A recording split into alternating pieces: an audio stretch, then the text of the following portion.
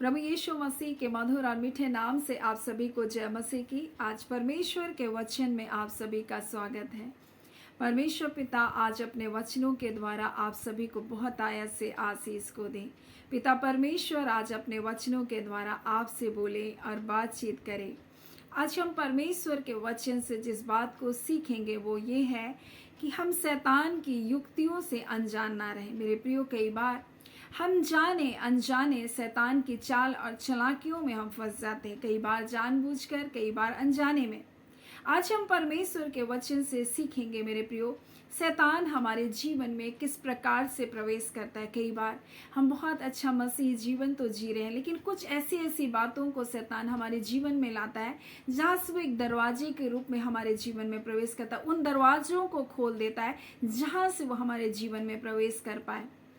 और ये कई बार बहुत बड़ी नहीं होती परंतु बहुत छोटी होती है और हमको पता भी नहीं चलता कि कब शत्रु हमारे जीवन में आया और हमारे जीवन पर वो अपने गढ़ को बना लिया। परंतु आज हम परमेश्वर के वचन से इन्हीं बातों को सीखेंगे। 2 कुरिन्थी उसका 2 अध्याय उसके 11 में लिखा है, शैतान का दांव, उनकी चाल, उसकी चालाकियां हम पर ना चले, क्योंकि हम उसकी युक्तियों से अनजान नहीं। परंतु कई बार हम तो अनजान होते हैं मेरे प्रियो, और आज हम उन्हीं बातों को सीखेंगे ताकि हम अनजान ना रहें। जब आप इफिसी और उसके 4 अध्याय को पढ़ेंगे तो इस प्रकार से लिखा है, क्रोध तो करो पर पाप मत करो, सूर्य अस्त होने तक तुम्हारा क्रोध ना रहे और न शैतान को अवसर दो। यानी कि अक्षमाशीलता हमारे जीवन में जब बनी रहती है वो हम शत्रु के लिए एक दरवाजे को खोलते हैं। और कई बार ये बहुत बड़ी नहीं होती है, कई बार ये तो मामूली लगती है, हल्के में लगती है ये। और मेरे प्रियो, कई बार शैतान जब देखता है आपके परिवारों में कुछ गड़बड़ी को नहीं कर पा रहा है तो कई बार शत्रु खुद, जो दुष्ट लोग हैं, वो खुद आपके जीवन से ऐसे झगड़ने लग जाएंगे। और जब ऐसे दुष्ट लोग जब आपसे झगड़ने लग जाएंगे तो आप क्या करेंगे? आपके मन में तो ये आएगा, अरे ये तो बिल्कुल ऐसा ही है, बार बार मेरे साथ ऐसा ही करते हैं ये लोग, मेरे साथ बार बार मेरे नुकसान को कर रहे हैं ये लोग। तो हम क्या करेंगे? उनसे नफरत करने लगेंगे। और शत्रु जानता है कि अगर मैं इस प्रकार से उनके जीवन को क्या करूं, परेशान करूं, तो क्या करेंगे? एक नफरत को, क्रोध को अपने अंदर रखेंगे और उस क्रोध के कारण वो आपके जीवन में प्रवेश कर पाएगा। और इसलिए कई बार शत्रु ऐसे ही लोगों को इस्तेमाल करता है, ऐसे विरोधी लोगों को इस्तेमाल करता है जो आपके जीवन में क्या करे? नफरत को डालें, आपके चीजों को, कामों को बिगाड़ें, और तब तो आपका मन कड़वाहट से भर जाएगा। परंतु परमेश्वर का वचन हमें क्या बताता है? तुम क्रोध तो करो परंतु पाप मत करो। कई बार हम क्रोध को अपने जीवन में घर करने दे देते हैं।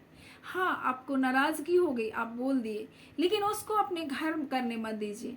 कहीं इसलिए यीशु मसीह जब प्रार्थना के विषय में हमें सिखा रहा है तो इस प्रकार से वो बताता है, जब तुम प्रार्थना करना तो अगर तुम्हारे मन में किसी के प्रति कोई विरोध है, कोई रोष है, कोई कड़वाहट है, कोई क्रोध है, तो तुम जाकर पहले उसको क्षमा करना और फिर आकर के क्या करना? मुझसे प्रार्थना करना और मैं तुम्हारे सुन लूंगा। मेरे प्रियो, क्योंकि कई बार ये क्रोध, ये नफरत हमारे अंदर में, हमारे परमेश्वर से हमें मिलने में हमको क्या करता है? रुकावट को डालता है।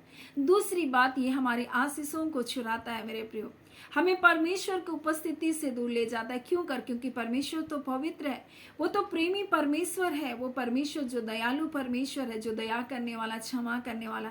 लेकिन जब हम अपने हृदय में नफरत को, क्रोध को, कड़वाहट को, बैरभाव को जब जगह देते हैं मेरे प्रियो, तब वहां पर वो स्थान जो होता है, वहां पर पवित्र आत्मा को हम क्या करते हैं? सूकित करते हैं। और इसी प्रकार से इफिसी में इस प्रकार से लिखा है, कोई गंदी बात तुम्हारे मुंह से ना निकले, पर आवश्यकता के अनुसार वही निकले जो उन्नति के लिए उत्तम हो, ताकि सुनने वालों पर अनुग्रह हो। परमेश्वर के पवित्र आत्मा को शोकित मत करो, जिसने तुम पर छुटकारे के दिन के लिए छाप दी। सब प्रकार की कड़वाहट, प्रकोप, क्रोध, कलह, निंदा, सब प्रकार के बैर समेत तुमसे दूर हो। एक दूसरे पर कृपालु और करुणामय हो। जैसा परमेश्वर ने मसीह में तुम्हारे अपराध क्षमा किए, वैसे ही तुम एक दूसरे के अपराध को क्षमा करो। और 2 कुरिन्थी 2 में भी अपराधी को क्षमा करने के विषय में, यानी कि जब हम अक्षमाशीलता को अपने जीवन में रखते हैं, वहाँ एक दरवाजे को खोलते हैं और उसी के द्वारा कई लोग बहुत समय से बीमार हैं, मेरे प्रियो बहुत अच्छा जीवन तो जी रहे थे, लेकिन अक्षमाशीलता उसके जीवन में शैतान के लिए दरवाजे को खोलता है और इस प्रकार से वो उसके जीवन में बीमारियों के रूप में, कई परेशानियों के रूप में उनके जीवन पर घर कर लेता है। परंतु आज परमेश्वर अपने वचन के द्वारा हमें बताना चाहता है कि कहीं हम ऐसे कोई दरवाजे को तो खोल कर नहीं रखे। इसलिए यीशु मसीह जब सिखा रहे तो कहता है, तुम अपने शत्रुओं को श्राप मत देना परंतु उसको आशीष देना, उनको श्राप मत देना। मेरे प्रियो, कई बार जब लोग हमारे साथ बुरा करते तो हम उनको श्राप देने लग जाते हैं, लेकिन ये सीक्रेट है मेरे प्रियो। परमेश्वर का वचन हमें बताता है जो कुछ हम देंगे वही हमारे पास आएगा। यानी कि हम आशीष देंगे तो आशीष आएगा, जब हम श्राप देंगे तो श्राप हमारे जीवन में आएगा। इसलिए परमेश्वर कहता है तुम आशीष दो ताकि वो आशीष आए। और यीशु मसीह जब अपने चेलों को प्रचार करने के लिए भेजा तो इस प्रकार से कहता है, जब तुम किसी घर में प्रवेश करना तो उस घर के लोगों को आशीष देना, उसको कल्याण की आशीष देना। अगर उस घर में कोई उस कल्याण के लायक होगा तो उस पर ठहर जाएगा, लेकिन नहीं होगा तो वापस लौट जाएगा। और जब वापस लौटेगा तो किसके पास आएगा?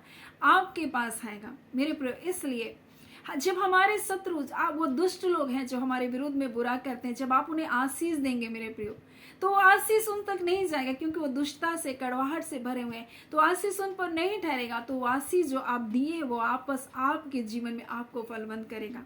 इसलिए आज परमेश्वर अपने वचन के द्वारा में बताना चाहता है, जो कुछ हम देते हैं वही हमारे पास आता है मेरे प्रियो। वर्षा आती है और फिर वर्षा, फिर वो हम देखते हैं वासवन पर फिर वापस चली जाती है, फिर वर्षा आती है, यानी जो कुछ आ रहा है वो वापस जा रहा है और फिर वही वापस आ रहा है मेरे प्रियो। उसी प्रकार से आज हम क्या बोल रहे हैं, हम अगर प्रेम को दे रहे हैं तो प्रेम वापस आएगा, अगर हम नफरत को दे रहे हैं तो नफरत वापस आएगा, हम भलाई को बोल रहे हैं तो भलाई वापस आएगा आज। इसलिए परमेश्वर का वचन हमें बताना चाहता है कि हम कैसा जीवन को जी रहे हैं। अगर हम ऐसा जीवन को जी रहे हैं जो कड़वाहट से भरा है मेरे प्रियो, तब तो शैतान का दांव हमारे जीवन पर चलेगा, उसकी चालाकियां हमारे जीवन पर कार्य करने लगेगी। इसलिए यीशु मसीह कहता है कि तुम किसी को प्रति विरोध रहे तो क्षमा मांगना, फिर मेरे पास आना। मेरे प्रियो, आज हम परमेश्वर के वचन से इस बात को इसलिए सीख रहे हैं मेरे प्रियो, ताकि हमारे जीवन में शत्रु के कोई युक्ति कारगर ना हो और हम एक विजय जीवन को जिए मेरे प्रियो। वो हमारी आशीषों को चुराने के लिए किसी के भी द्वारा वो आ सकता है, आपके बहुत प्रिय लोगों के द्वारा भी आपके जीवन में नफरत को उत्पन्न कर सकता है।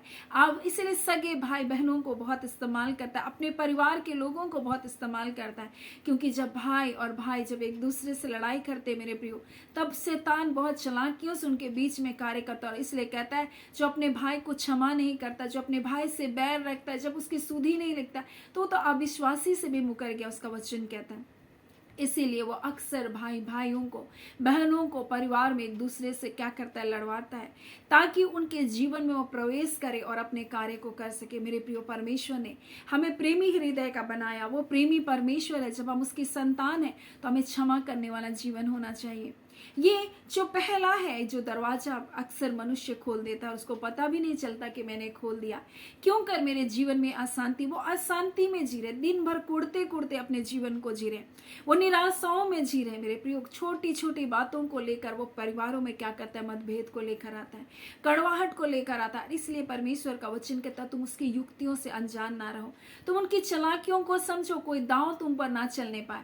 वो एक दूसरे से लड़ाएगा ताकि वो आपकी आशीषों को छीने, आपकी शांति को छीने। ऐसे आपके जीवन में बीमारी नहीं डाल सकता, ऐसे ही वो आपके जीवन में निराशाओं को नहीं डाल सकता, आपको मानसिक अवसाद में नहीं डाल सकता, जब तक वो अपने उस क्रोध को आपके जीवन में ना लेकर आए, उस नफरत को आपके अंदर में ना लेकर आए, उस कटुता को आपके जीवन में ना लेकर आए। और इसलिए वो लेकर आता है ताकि आप अशांति में जीवन जिए, आप शांति को खो दें, आप प्रेम को खो दें, आप आनंद को खो दें। इसलिए तो इन बातों को लेकर आता है।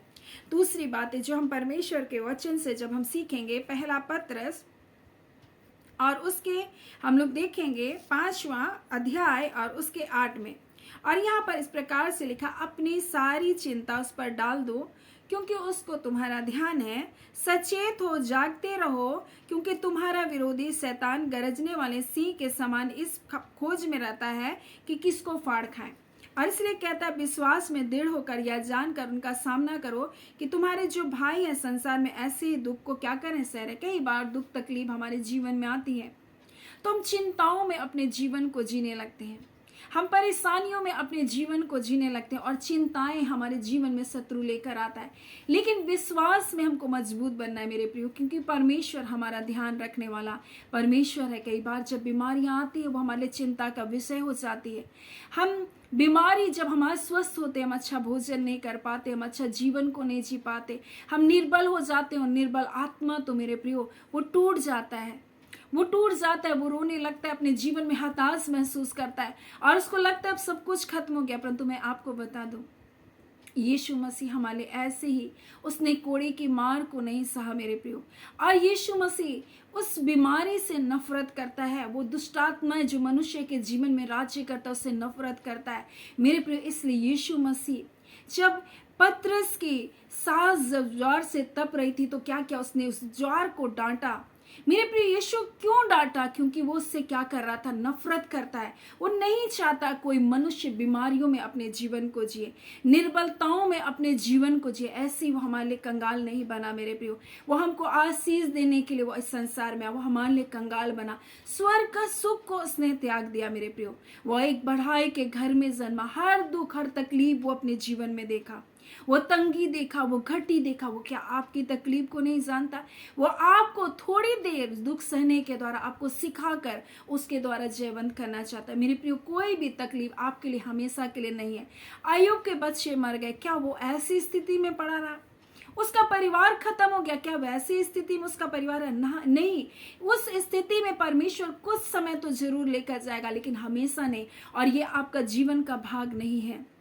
आप इसको अपने जीवन का सत्य ना समझने लग जाए कि बस ये दुख ही मेरे जीवन का भाग है, बस ये अभागापन ही मेरे जीवन का भाग है, ये फेलियर ही मेरे जीवन का भाग है। मेरे प्रियो, अपनी चिंता को उस पर डाल दो। और इसलिए कहता है अपनी चिंता को मुझ पर डाल दो, क्योंकि मुझको तुम्हारा ध्यान है। क्योंकि जब हम चिंताओं में रहते हैं मेरे प्रियो, शैतान हमारे जीवन को खोखला कर देता है, हमको निराशाओं में डाल देता और नीचे गर्त की ओर लेकर जाता, उसको दिखाता है तुम्हारा भविष्य अंधकार में। परंतु मैं आपको बोलूं मेरे प्रियो, परमेश्वर के बच्चों का भविष्य ज्योतिर्मय है, कभी अंधकार में नहीं है मेरे प्रियो। परमेश्वर ने अंधकार की घाटियों से जरूर दाऊद को लेकर गया, लेकिन वो कहता मैं नहीं डरूंगा, चाहे मैं घोर अंधकार से भरी तराई से होकर चलूं, परंतु हानि से नहीं डरूंगा, क्योंकि मैं जानता हूं आप मेरे साथ हैं। मेरे प्रियो, परमेश्वर है जो धूरे से ऊंचे पर उठाने वाला परमेश्वर है। एक कंगाल को भी वो धूरे से ऊंचा उठाता है, उसको सिंहासन पर आसीन करता है। ये आपके जीवन का भविष्य है मेरे प्रियो। आपका भविष्य रोना नहीं, आपका भविष्य कर्ज नहीं, आपका भविष्य बीमारी नहीं। ये तथ्य हो सकता है आपको दिखाई दे रहा है, लेकिन मेरे प्रियो वो कहता है अपनी चिंता को मुझ पर डाल दो, जो भी बातें उस पर डाल दो, उसको आपका ध्यान है। क्योंकि जब आप चिंता करते हैं आप शैतान को क्या करते हैं, अवसर देते हैं, उसको मौका देते हैं आपके जीवन में कार्य करने के लिए। लेकिन विश्वास में तुम दृढ़ हो जाओ, परमेश्वर का वचन कहता है। वो इसलिए कहता है जब तुम विश्वास से इस सहतूत के पेड़ से भी कह दो समुद्र में जा पड़, तो तुम्हारी मान लेगा। क्यों कर? यीशु मसीह ने कहा तुम्हारे सुनेगा, और उसको सुनना पड़ेगा। कई बार आप बीमारी को देखते रहते हैं, परंतु यीशु मसीह ने जब ज्वार से तपते हुए पतरस की सास को देखा तो उसको डांटा। उसी प्रकार से आज आपके जीवन की उन परेशानियों को आपको डांटने की आवश्यकता है मेरे प्रियो। वो ढीठ है और इसलिए उसको निकालने की आवश्यकता, और जब आप बोलेंगे तो आपके जीवन से निकल कर जाएगा। इसलिए उसका वचन कहता है कि वो हमारा अभिषेक किया, उसके द्वारा हमारा अभिषेक किया। और जब पवित्र आत्मा हमारे जीवन में आया मेरे प्रिय, यीशु मसीह के ऊपर जब पवित्र आत्मा है कबूतर के ना, क्योंकि वो शांति का राजकुमार बनकर आया। वो शांति के साथ हर दुख हर तकलीफ को और मार को और प्रताड़ना को, वो कोड़े की मार को, थूके जाने को, लज्जा को, ठट्ठा को सह रहा था। वो शांति का राजकुमार था। लेकिन जब हमारे लिए पवित्र आत्मा आया तो वो जीव के समान आया, ताकि हमको अधिकार दे दे। और इस प्रकार से लिखा, चेलों ने बोलने के सामर्थ को पाया। आज जब हम बोलेंगे मेरे प्रिय, हमारे जीवन से बंधन टूटेगा। आज हमारा अभिषेक कर दिया गया है, हम अभिषेक लोग हैं, इसलिए अपने मुंह से कोई गंदी बातों को ना निकाले, कड़वाहट को अपने जीवन में स्थान ना दे, चिंताओं को अपने जीवन में स्थान ना दे, उसको घर करने ना दे। अपनी चिंता, परमेश्वर कहता अपने बोझ को, अपनी चिंता को मुझ पर डाल, मुझको तेरा ध्यान है मेरे प्रिय। वो ध्यान रखने वाला परमेश्वर, आप चिंतित होंगे वो आपके जीवन में कार्य करेगा। जब आप परेशान होंगे आपके जीवन में कार्य करेगा, आपको निराश करेगा, आपके भविष्य को अंधकार में दिखाई देगा। लेकिन मैं आपसे कहना चाहता हूं, आप उसकी युक्तियों से अनजान न रहे। आप जीवन से बढ़कर आप आशीषित लोग हैं मेरे प्रियो, आपको अधिकार को दिया गया। और और जब पवित्र आत्मा वो जीभ के समान इसलिए आया मेरे प्रियो, क्योंकि परमेश्वर ने कहा मैंने तेरे मुंह पर अपने वचन को डाला। ये वचन आग के समान है, और जब आप परमेश्वर के वचन को बोलते हैं मेरे प्रियो, हर बंधन टूट जाएगा आपके जीवन से।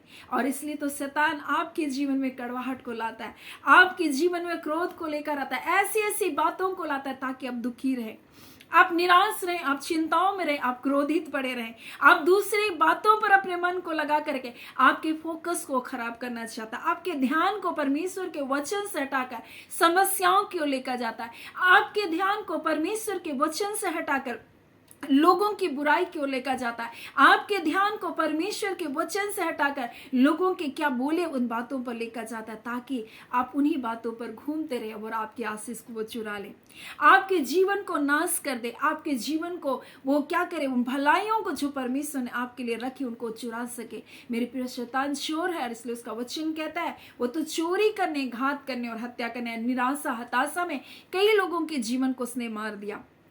कई लोगों को इस बात को दिखा करके तुम्हारा भविष्य कुछ नहीं है, तुम ये बीमारी से ग्रसित हो, तुम्हारे पैरों में इस प्रकार से घाव हो गया, अब तुम ठीक नहीं हो सकते, ये बीमारी है वो बीमारी नहीं। मेरे प्रियो, यीशु मसीह ने आपके लिए कोड़े की मार सहा, आपको सांपों और बिच्छुओं को रौंदने का अधिकार दिया गया, शत्रुओं की सारी सामर्थ पर आपको अधिकार दिया गया। वो बीमारी आपके जीवन का भाग नहीं, मैं आपसे कह दूं, वो तकलीफें, वो परेशानी, वो चिंता जिसके कारण आप चिंतित हैं, आपको रातों में नींद नहीं आ रही, आप सोच रहे क्या होगा मेरे जीवन का, क्या होगा मेरे परिवार का, क्या होगा मेरे बच्चों का। मेरे प्रिय, वो चिंता आपके जीवन को क्या करेगा, नाश कर देगा। आप सोच रहे कोई नहीं, परंतु मैं आपसे कहना चाहती हूँ वो परमेश्वर है आपके लिए।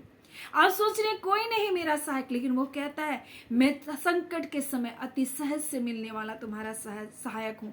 वो अति सहज से मिलेगा, जितना आप पुकारेंगे आपके लोग नहीं आएंगे, लेकिन वो परमेश्वर आपके सन्मुख रहने वाला परमेश्वर है, वो आपको छुड़ाने वाला परमेश्वर। वो कहता है मैं तुम्हारे सम्मुख रहकर तुम्हारा उद्धार करूंगा, मैं तुमको छुड़ाऊंगा, वो परमेश्वर कहता है। इसलिए आप शैतान की युक्तियों से बाहर निकल जाएं, उनकी युक्तियों से आप अनजान ना रहें। वो चिंता को लाकर, वो क्रोध को लाकर, वो कड़वाहट को लाकर, वो अनाज्ञाकारिता को लाकर आपके जीवन में कार्य करना चाहता है, परंतु आप उन युक्तियों से अनजान ना रहें। आप जाने परमेश्वर आपसे प्रेम करता और उससे बड़ा सहायक कोई भी नहीं, उससे बड़ा मददगार कोई नहीं, और परमेश्वर ने आपको अधिकार दिया, इस बात को भी आप कभी ना भूलें। आप परमेश्वर की संतान है, उसने अपने पुत्र यीशु के लहू से आपको दाम देकर मोल लिया। आप परमेश्वर के संतान है, आपको अधिकार दिया गया, अपने अधिकार का इस्तेमाल करें। किसी भी बात से ना डरें, किसी भी स्वप्न के द्वारा वो डराना चाहे तो ना डरे, किसी भी बात को दिखाकर आपको डराना चाहे तो ना डरे, किसी मनुष्य के शब्दों से आप ना डरे,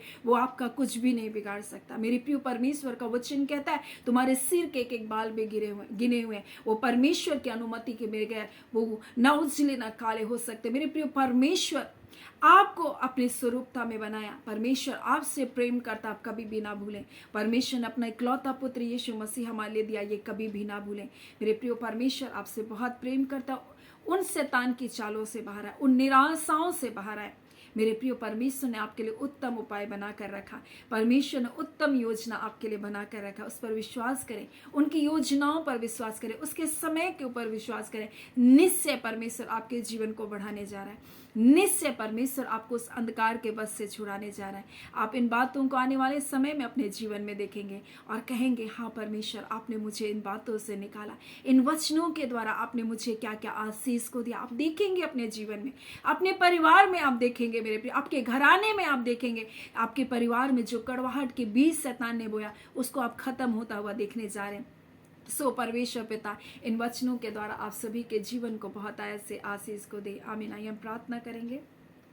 धन्यवाद देते हैं प्यारे पिता परमेश्वर, प्रभु यीशु के नाम से अब आपके पास आते हैं। आज के सुंदर समय के लिए आपका धन्यवाद देते हैं। निश्चय करके परमेश्वर पिता आपने अपने बच्चों को सिखाया प्रभु के शैतान का दांव तुम पर ना चले, उनकी चालाकियां, उनकी योजनाएं तुम्हारे जीवन पर कार्य ना करने पाए, और उन आशीषों को जो तुम्हारे लिए ठहराई गई है, तुम्हारे लिए दी गई, उनको चुराने ना पाए। इसलिए खुदा आज अपने वचन के द्वारा अपने लोगों को आपने बताया, और निश्चय करके जय आपके बच्चों का है। हाँ पिता परमेश्वर, आशीषें आपके बच्चों की है, चंगाई आपके बच्चों का भाग है पिता परमेश्वर।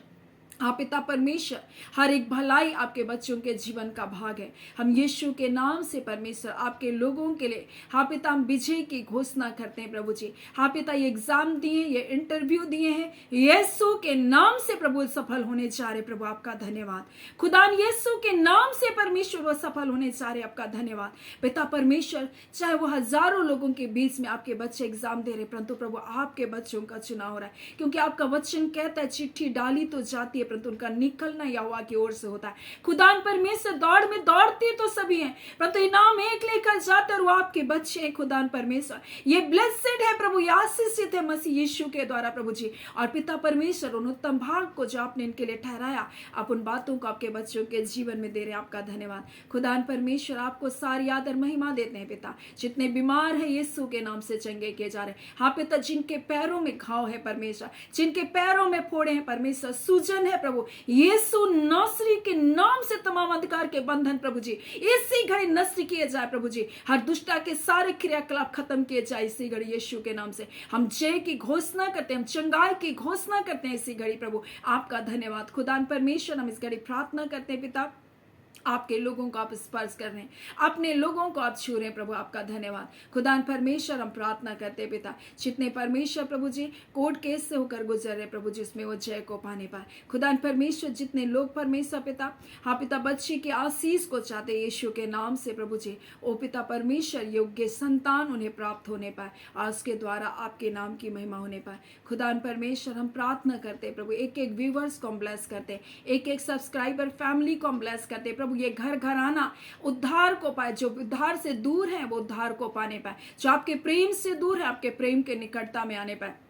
खुदावन परमेश्वर प्रभु जी जो भटके हैं परमेश्वर प्रभु जी हाँ पिता आपके घराने में वापस आने पाए। हाँ पिता क्योंकि आपका वचन कहता है मैं तुम्हारे भटकाने की आदतों को सुधार दूंगा। आज जितने लोग भटकाव में जी रहे प्रभु जी बार बार परमेश्वर वो सारे बंधन टूटे प्रभु जी, और पिता आपका परमेश्वर आज्ञाकारिता का आपका भय का आत्मा उनके जीवन में राज्य करने पाए। धन्यवाद पिता, आपने अपने लोगों के प्रार्थनाओं को सुना। आपके दासियों को हम ब्लेस करते जो इन सेवकाई को परमेश्वर अपनी प्रार्थनाओं के द्वारा उठाए प्रभु जी। हम एक एक जनों को ब्लेस करते हैं परमेश्वर, आपका कल्याण आपकी कुशलता आपकी सुरक्षा एक एक प्रिय लोगों के जीवन पर बनी रहने पाए। धन्यवाद पिता, आपने प्रार्थना सुना, प्रार्थना आपके बेटे यीशु के नाम से हम मांगते हैं, दया सुन अनुग्रह से ग्रहण कर लीजिएगा, आमीन।